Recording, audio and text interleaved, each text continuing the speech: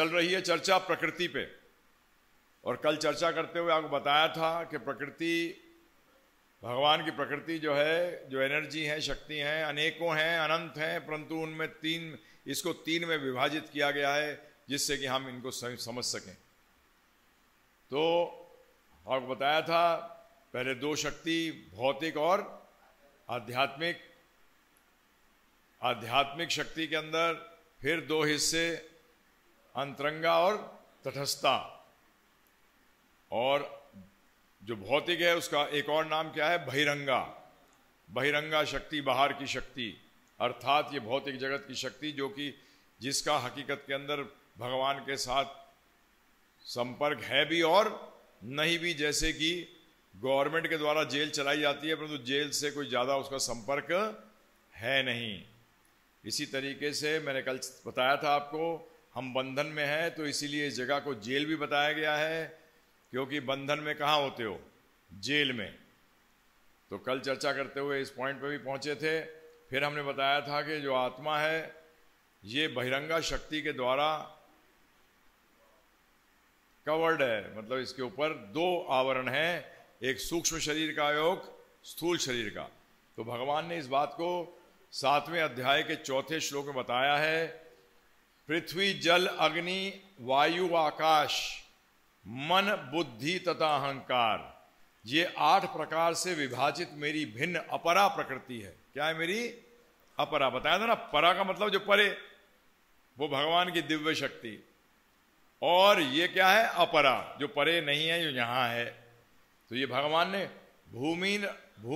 भूमीर अपो नलो वायु खम मनो बुद्धि रेवच अहंकार इति में भिन्न प्रकृति अष्टडा। अष्ट का मतलब 8, भिन्न प्रकृति है मेरी। क्या है प्रभु जी? भिन्न प्रकृति, अपरा प्रकृति कहा गया है इसको। तो इस बात को क्लियर किया भगवान ने। अब आते हैं, हे महाभाऊ अर्जुन, अगला श्लोक 7वें अध्याय का 5वां श्लोक। हे महाभाऊ अर्जुन, इसके अतिरिक्त मेरी एक अन्य पराशक्ति है। क्या है मेरी? पराशक्ति, जो उन जीवों से युक्त है जो इस भौतिक अपरा प्रकृति के साधनों का शोषण कर रहे हैं। एक मेरी अलग गौ शक्ति है परा। वो क्या है प्रभु जी? हम किसके अंतर्गत आते हैं? पराशक्ति के। दिव्य हैं हम। तो ये क्या कर रही हैं? जो ये जीव जो है ये भौतिक अपरा शक्ति का शोषण कर रहे हैं। तो हम लोग क्या कर रहे हैं प्रभु जी? इस अपरा प्रकृति का शोषण करने में लगे हुए हैं। तो ये क्या है? अपरेयम इतस्त्व अन्यम, इसके अलावा अन्य शक्ति है वो। लोग कहते सब एक है। यहां भगवान स्पष्ट रूप में भगवद गीता कह रहे हैं अन्यम, अन्य है, अलग है। ठीक है जी। अब भगवान कहते हैं कि अब हमें बता रहे हैं कि इस चीज को क्लियर करना पड़ेगा प्रभु जी, एकदम ध्यान से। मेरे खिलाफ बताया था, मन क्या करता है? सोचता है, महसूस करता है, और तीसरा इच्छा करता है, विलिंग। ये 3 कार्य किसके हैं? मन के। और बुद्धि का कार्य क्या है? विवेक, भेद करने की शक्ति। और ये भेद करने की शक्ति कब आएगी? ज्ञान से। मैं पहले दिन बता चुका था आपको कि ज्ञान से क्या आता है? विवेक। विवेक से पता लगता है क्या सही है, क्या गलत है, क्या करणीय है, क्या अकरणीय है। क्यों? जिससे कि हमें आनंद प्राप्त हो सके। और आनंद की परिभाषा मत भूलिएगा, मजे के साथ इसको कभी मिक्स मत कर देना, कंफ्यूज मत हो जाना। ठीक है ना जी? वो अलग है, मजा अलग है और आनंद अलग है। मजा आप समझ गए कल। चर्म रोग पे खुजाना, तो ये क्या है? ये मजा है, बड़ा अजीब मजा है। मजा भी आ रहा है और बिगड़ भी रहे हो, तो ये बड़ा वो गड़बड़ स्टेट है। ये याद रखिएगा, इन चीजों को याद रखना बहुत महत्वपूर्ण है। और अब आत्मा क्या करती है? हमारे एक वैष्णव जन ने बड़ा अच्छा एक्सप्लेन किया है। आत्मा ने जैसी इस भौतिक जगत में आई, अब इस पर चर्चा करूंगा आगे चल के भी, अभी समझ लीजिए भौतिक जगत में आती है तो वो उसी प्रकार स्थिति है जैसे कि जब आदमी को अगर समुद्र में नीचे जाना है तो वो क्या पहनता है, एक डाइविंग सूट पहनता है। क्या पहनता है? उसको अलग पोशाक पहननी पड़ती है, नहीं तो नीचे नहीं जा सकता, वो बहुत नीचे नहीं जा सकता। तो इसी तरीके से ध्यान रखिएगा, जब आत्मा यहां आती है तो यहां सरवाइव नहीं कर सकती, यहां वो कार्य नहीं कर सकती, तो उसके लिए उसको क्या करना पड़ता है, ये पहनावा लेना पड़ता है। और वो करती क्या है कि आती है यहां तो पावर ऑफ अटॉर्नी, क्या कहते हैं हिंदी में उसको, अधिकार पत्र होता ना, किसी दूसरे को अधिकार देने, वो बेसिकली मन को अधिकार दे देती है। बस मन समझ लेता है मैं, अब वो असली मैं से नकली मैं पे आ गया। तो सारा खेल किसका हुआ प्रभु जी? गड़बड़, पहचान का। क्या कहा था मैंने शुरू में? जो अपनी पहचान भूल जाता है वो आदमी क्या होता है? पागल होता है प्रभु जी। तो ये दुनिया किसकी है? मैं नहीं कह रहा, आप कह रहे हो। हाँ जी, अरे भाई पहचान भूल गए हो कुछ और अपने आप को समझ रहे हो कुछ। सारी बताइए, अगर पहचान जब आदमी भूल जाता है, अपनी व्यक्ति भूल जाता है, तो सारे उल्टे सीधे कार्य करता है। जो उसको नहीं करने हैं वो करता है, और जो करने चाहिए वो नहीं करता। यही प्रॉब्लम है। इतने पागल हो गए हैं कि बताया था ना कि सारे सफेद कोट वाले पागल हैं। तो जब भक्ति में आता है आदमी तो लोग क्या कहते हैं, तू पागल हो गया क्या? इतनी भक्ति थोड़ी करी जाती है। इस पे चर्चा करेंगे आगे चलकर। अब यहां आज मैं आपके समक्ष एक चीज सामने रखना चाहता हूं, क्योंकि आज आपको कुछ चीजें क्लियर हो गई हैं। अब धर्म पे थोड़ी बात कर लेते हैं। धर्म शब्द का अर्थ क्या है? ठीक है ना जी, कि धर्म धर्म करते हो, धर्म शब्द का अर्थ नहीं जानते। बड़ा हाँ धर्म, परंतु है क्या वो? धर्म ही एको विशेषो, धर्म ही ना ते पशु भी समाना। तो धर्म शब्द का अर्थ क्या है? अभी कुछ और बात नहीं कर रहे, धर्म शब्द का अर्थ निकालेंगे प्रभु जी। पहले आप ही बताओगे और आपको उत्तर मालूम है, परंतु आपने कभी जानने की कोशिश ही नहीं करी। आप में से बताइए, चीनी, शुगर, चीनी का धर्म क्या है? देखा जी क्या जवाब दिया, देखो, और ये सत्य जवाब दिया है। नमक का धर्म क्या है? खारापन, बिल्कुल परफेक्ट। अग्नि का धर्म क्या है? ऊष्मा, और थोड़ा सा बढ़ जाती है तो प्रकाश भी देती है। चिंगारी भी प्रकाश देती है। तो वो गर्मी जो है ये अग्नि का है धर्म। अर्थात इससे क्या निकली परिभाषा धर्म की? धर्म वस्तु का वो गुण है जिससे वो वस्तु पहचानी जाती है। दूसरा, वस्तु का वो गुण है जो उस वस्तु को कभी छोड़ नहीं सकता। दोनों चीजें। चीनी जब तक थी, जब तक है और जब तक रहेगी, वो मीठी थी, मीठी है और मीठी रहेगी। अब उस एक चीनी में आप, दाने में आप 1 किलो नमक डाल दोगे तो बेचारी चीनी कहां जाएगी? परंतु चीनी को अगर अलग कर दोगे तो फिर भी वो मीठी ही रहेगी। कई बार लोग कहते हैं नहीं जी चीनी में खूब नमक डाल दोगे और खाओगे तो फिर मिठास नहीं आएगी। नहीं नहीं नहीं, वो चीनी को अलग करो तो उसका गुण जैसा था, वो नमक उसके गुण को खत्म नहीं कर सकता। तो अभी तो हमने बात करी चीनी, नमक, अग्नि। ऐसे ही अपनी स्वाभाविक स्थिति में वस्तु का क्या गुण है वो उसका धर्म है। अब बोलेंगे स्वाभाविक क्या लिया है आप? तो बताइए पानी, पानी का गुण क्या है? नहीं, गुण तरलता, तरल और गीला करना। क्या? तरलता स्वाभाविक स्थिति में। अब उसमें आपने बाहर से कोई क्या लगा दिया, उसको कहते हैं हिंदी में क्या कहेंगे, एक्सटर्नल फैक्टर, कोई बाहरी प्रभाव। गरम लगा दिया तो भाप बन गई, परंतु वो उसकी स्वाभाविक स्थिति नहीं है, परंतु फिर भी गीले करने का गुण नहीं गया। ठंडे का प्रभाव लगा दिया तो बर्फ बन गई, परंतु वो उसका स्वभाव नहीं है। जैसे ही वो नॉर्मल स्थिति में आएगी वो वापस तरल हो जाएगा पानी, परंतु गीला करने का फिर भी स्वभाव उसका विद्यमान रहता है। समझ में आया? तो अब लेके आते हैं हम अगर धर्म को स्टडी करें कि हमारा धर्म क्या है, तो हमें किसका धर्म स्टडी करना चाहिए बताइए? शरीर का या आत्मा का? आप कौन हैं?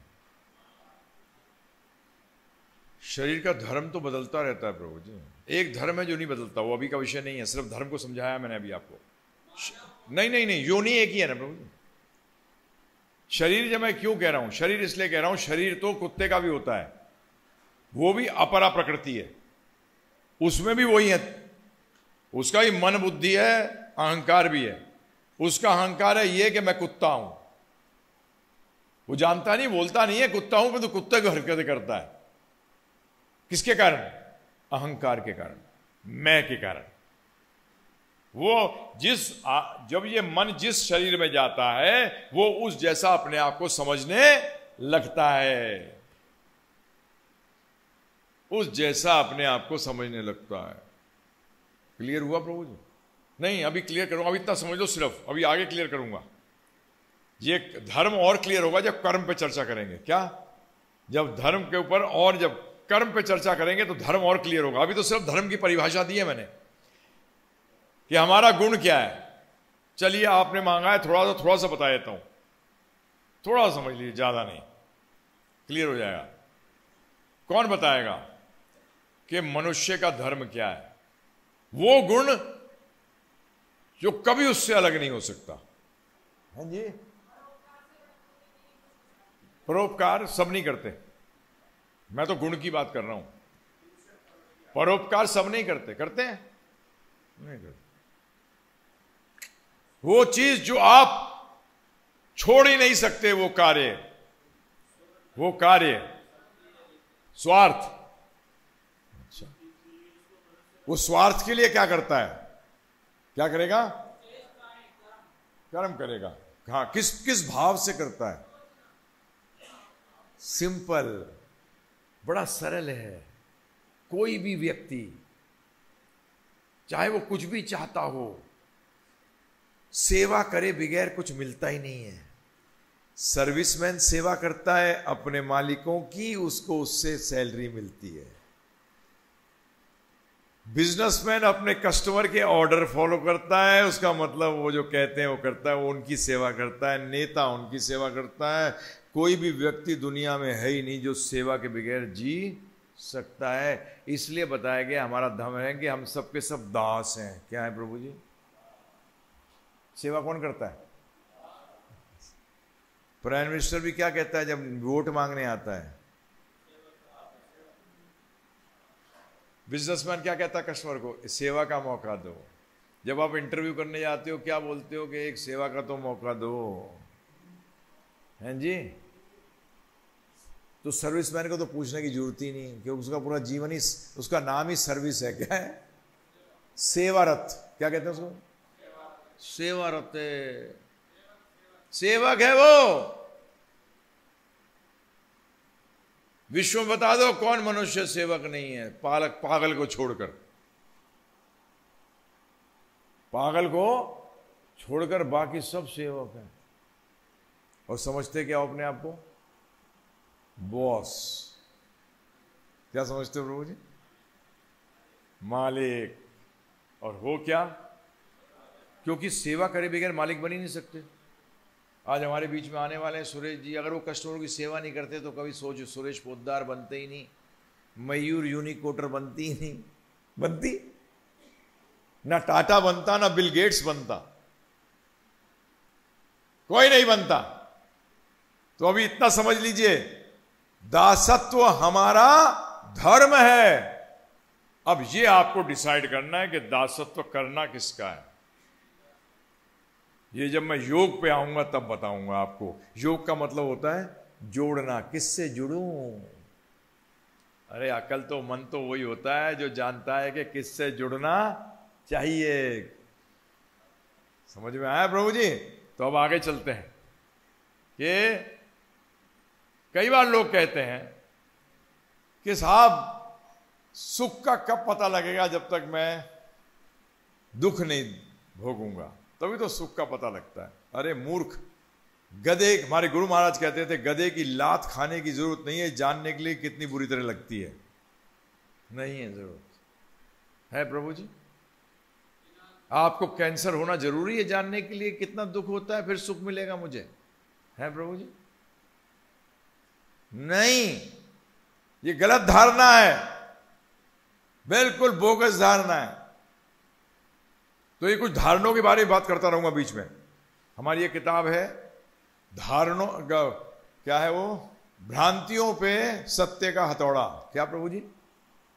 भ्रांतियों पे सत्य का हथौड़ा। क्योंकि शुरू में कहा था सत्य कड़वा लगता है, क्योंकि भ्रांतियों पे चोट लगती है। अगर आपने 2 दूनी, कोई कहे 2 दूनी 4 और आप भी कहो 2 दूनी 4, कोई प्रॉब्लम नहीं है। अगर वो मानता हो 2 दूनी 5 है 50 साल से और कहो 2 दूनी 4 है, प्रभु जी उसका तो हिल जाएगा पूरा। 50 साल में क्या बकवास कर रहा था? यही होता है अध्यात्म में भी प्रभु जी। अरे मैं 50 साल से ये कर रहा था तो मैं गलत हूं। तो गलत है तो गलत है, चाहे तू 50 साल का या 80 साल का है। इसे उम्र को लेके मत आओ बीच में, इसको उम्र को लेके बीच में मत आओ। अब वापस आते हैं प्रभु जी, बड़ा इंपॉर्टेंट ज्ञान है ये। भगवान ने गीता में 14वें अध्याय में कहा है जो इस ज्ञान को जान जाता है, ये पर्टिकुलर पार्ट को, वो बड़ी आराम से मुक्ति प्राप्त कर लेगा। आपने सबने जिसने थोड़ा बहुत आध्यात्म सुना होगा इन शब्दों को भी सुना होगा। गुणों को, किसको? गुणों को, सतोगुण, रजोगुण और तमोगुण। ये भौतिक जगत इन 3 गुणों से बना है, ध्यान रखिएगा। आपकी जो शर्ट है ये धागों के ताने बाने से बनी है। ये कपड़ा जो है किससे बना है? ताने बाने से। उसका मतलब ये कपड़ा बाद में है, ताने बाने पहले है। इसी तरीके से ये भौतिक जगत में 3 गुण नहीं है, भौतिक जगत 3 गुणों से बना है। इस कपड़े में ताना बाना नहीं है, ये कपड़ा ही ताने बाने से बना है। रस्सा 3 को आप कोई भी बनाओ, 3 रस्सियां लेते हो, उनको क्या करते हो? आपस में घुमाते हो, फिर उससे रस्सी बना देते हो। तो रस्सी में 3 पतली रस्सियां हैं कि वो रस्सियों से बना है? रस्सियों से बना है। तो ये भौतिक जगत इन 3 गुणों से बना है, ये ध्यान रखिएगा। सतोगुण, रजोगुण और तमोगुण। अब ये गुण क्या होते हैं? गुण का अर्थ संस्कृत में होता है रस्सा। क्या होता है प्रभु जी? हमें किसने बांध रखा है? या भौतिक जगत में भौतिक प्रकृति ने बांध रखा ना प्रभु जी। और भौतिक प्रकृति किससे बनी हुई है? सतोगुण, रजोगुण और तमोगुण। और भौतिक प्रकृति ने हमें बांध रखा है, राइट? तो हकीकत में अब थोड़ा सा और मर्म में जाते हैं ना। हम पशु नहीं है, पश्यति इति पशु। ऊपर ऊपर से नहीं जानेंगे हम अंदर जाएंगे। तो हम बंधे कैसे हैं? तो भगवान ने बताया गीता के, तुम इन 3 गुणों से बंधे हुए हो। अब भौतिक की बात नहीं करेंगे, अब बात करेंगे किसकी? 3 गुणों की। समझ में आया प्रभु जी? और इसके बारे में तो लोगों को पता ही नहीं बंधे कैसे। क्योंकि पता, ये कितना इंपॉर्टेंट क्यों है? अगर आपको पता लग जाए गांठ कैसे लगाई गई है तो खोलना आसान है कि नहीं, बताइए? समझ में आया? इसीलिए भगवान ने कहा यह ज्ञान इतना इंपॉर्टेंट है कि तुम्हें गांठ ने बांध कैसे रखा है इस रस्से ने, यह जानना अति अनिवार्य है स्वतंत्र होने के लिए। क्योंकि ये 3 गुण हैं जो आपको प्रभावित करते हैं और प्रतिबंधित करते हैं, रोक लेते हैं आपको करने से। प्रभु जी, इनसे छुटकारा कैसे पाएं? ये जानना पड़ेगा कि ये बांधते कैसे हैं, ये बांधते कैसे हैं, तो इनसे छूटे कैसे। तो मैं एक एक करके लूंगा। पहले एक तो समझ लीजिए 3 गुण, सतोगुण, रजोगुण और तमोगुण। अंग्रेजी में और इजीली समझ में आ जाते हैं। उसको कहते हैं अंग्रेजी में mode, mode of goodness, mode of passion and mode of ignorance. Clear एकदम। गुडनेस का मतलब अच्छाई का गुण, पैशन का मतलब क्या कहोगे हिंदी में? पैशन, उत्तेजना, तेजित होना। और इग्नोरेंस का मतलब अज्ञानता, अज्ञानता, जिसको मोह भी कहते हैं। क्या कहते हैं प्रभु जी? मोह। ये इन 3 गुणों का नाम है। अब आगे चलते हैं। भगवान 14वें अध्याय के अंदर कह रहे हैं, मैं पढ़ता जा रहा हूं, ध्यानपूर्वक सुनते जाइएगा। भौतिक प्रकृति 3 गुणों से युक्त है। ये हैं सतो, रजो तथा तमो। हे महाबाहु अर्जुन, जब शाश्वत जीव, जब कौन सा जीव? शाश्वत जीव प्रकृति के संपर्क में आता है। क्या आता है? प्रकृति के संपर्क में आता है, तो वह इन गुणों से बंध जाता है। 14वां अध्याय 5वां श्लोक। क्लियर है प्रभु जी?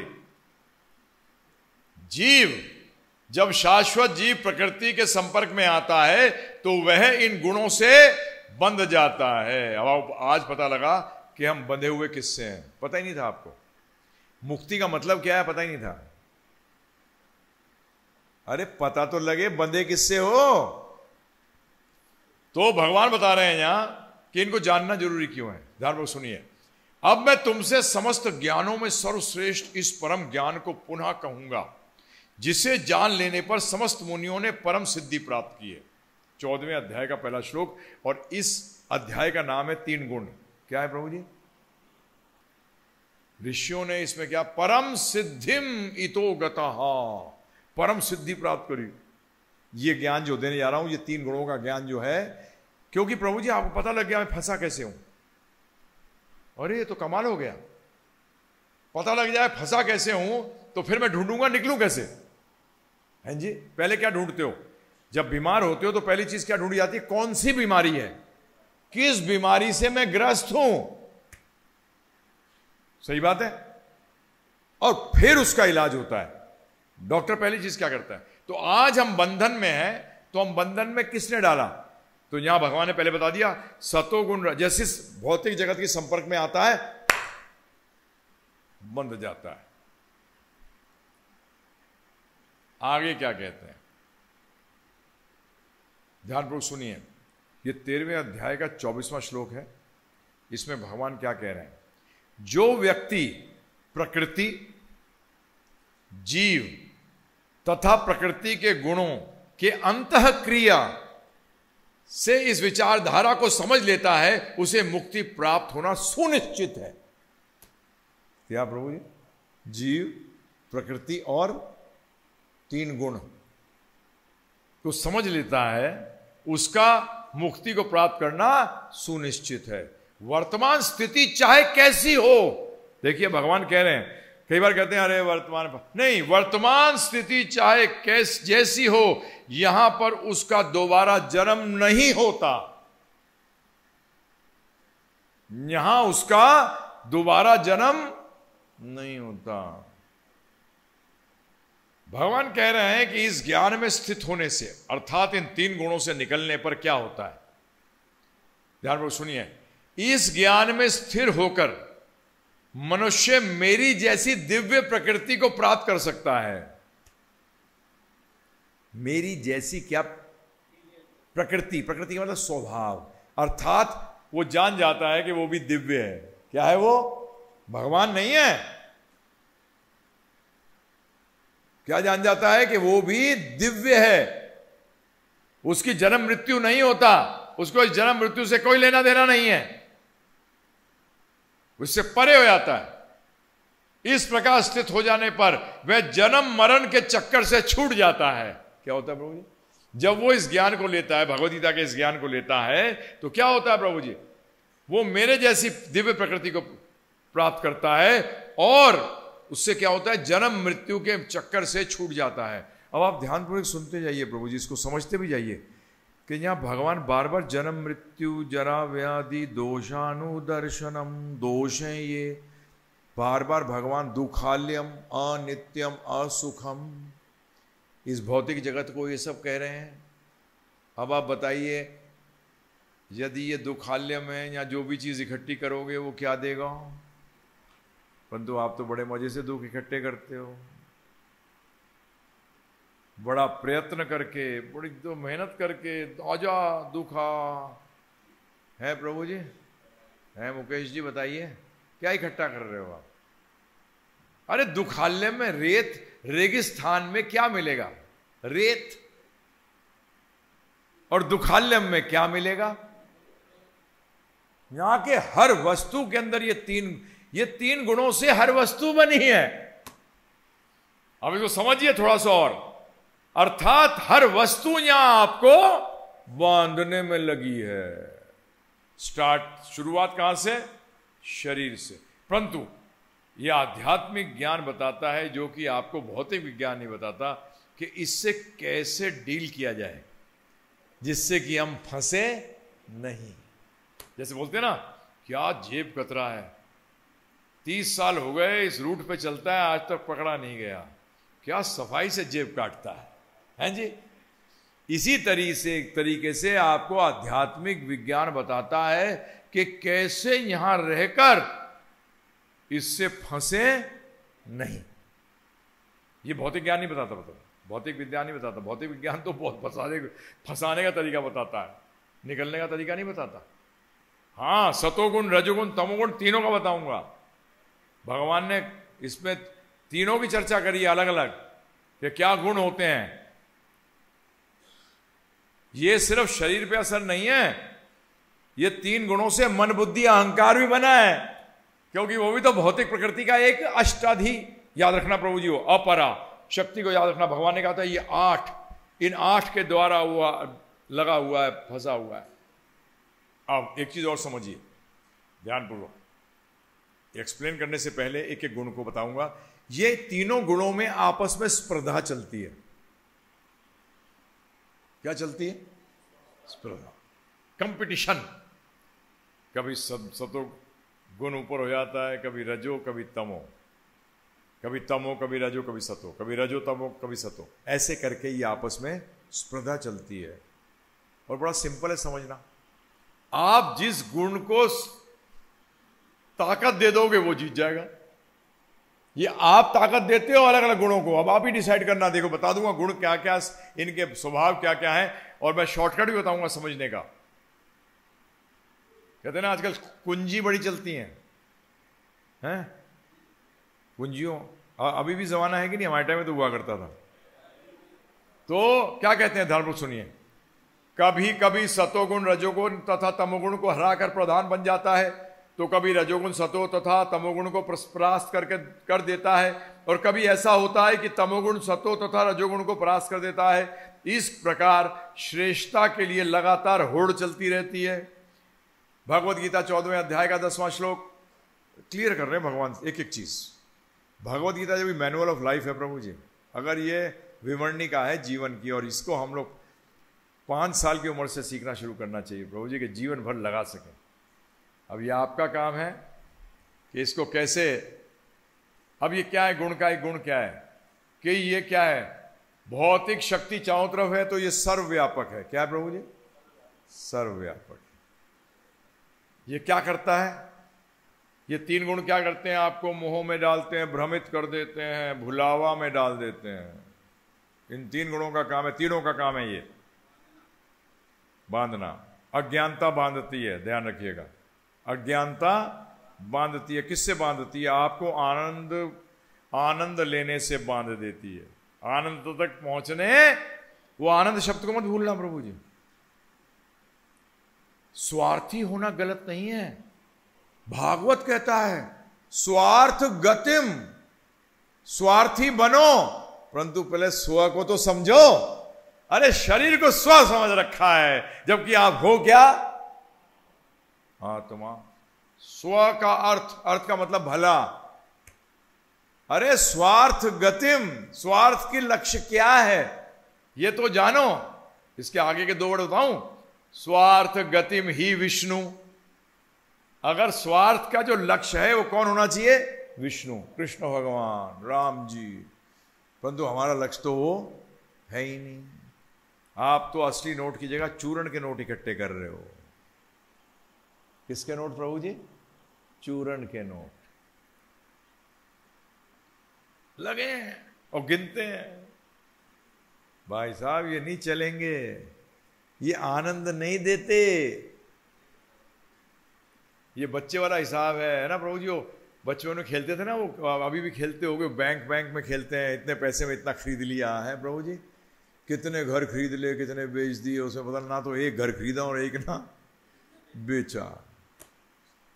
यही करा आप ये। अब ये बताऊं, वो बचपन में खेलते थे, अभी जीवन भर खेल रहे हो। जो घर लेते हो छोड़ना पड़ता है कि रखना पड़ता है? छोड़ना पड़ता है। वो खेल खेल रहे हो आप। सही बात है गलत बात है? तो ये तीनों गुणों का काम है कि आपको मुंह में डालते हैं, क्योंकि आप मुंह में जाना चाहते थे इसलिए आप यहां आए हो। ध्यान रखिएगा, आप यहां इसलिए आए हो कि मैं भगवान तुम्हारे बगैर मैं भोक्ता बनना चाहता हूं, मैं तुम्हारे बगैर आनंद उठाना चाहता हूं। यह हमारा विचार था, इसलिए हम यहां हैं। अब आगे 3 गुणों के द्वारा मोहग्रस्त, 3 गुणों के द्वारा मोहग्रस्त ये सारा संसार मुझ, भगवान कह रहे हैं मेरे को, या कृष्ण भगवान कह रहे हैं मुझ गुणातीत, जो गुणों से परे हैं, तथा अविनाशी को नहीं जानता। ये 3 गुण के कारण हम भगवान को नहीं जान पाते, अर्थात हम उसको नहीं जान पाते जो आनंद देने वाला है। आनंदमयो अभ्यासात, ये वेदांत सूत्र का सूत्र है प्रभु जी। हाँ, ये वेदांत सूत्र सारे वेदों का अंत है। आनंदमयो अभ्यासात, कि वो आनंद के पुंज हैं, आनंद चाहते हो और उनसे दूर हो जाते हो। आनंद को क्या कहोगे? आनंद के हम बने हैं। सत्य सनातन है, चित्त चेतन है, और आनंद से हम, ये 3 सिरों से हम बने हुए हैं। हमारा कॉन्स्टिट्यूशन जो है, हम जिन तत्वों से बने वो ये 3 है, बने ही है इससे। ये गुण है तो अलग हो सकता है, परंतु हम तो बने ही। जब ये आनंदमय और भैसात का अर्थ है कि वो आनंद ही है। क्या है? आनंद ही है और सर्वज्ञ भी है। क्या है? सर्वज्ञ भी है,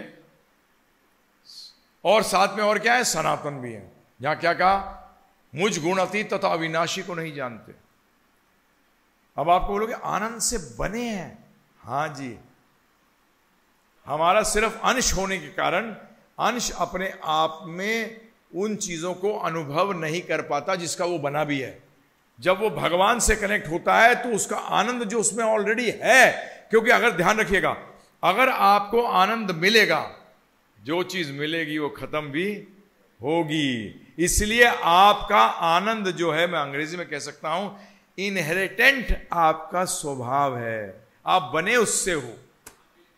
हाँ जी,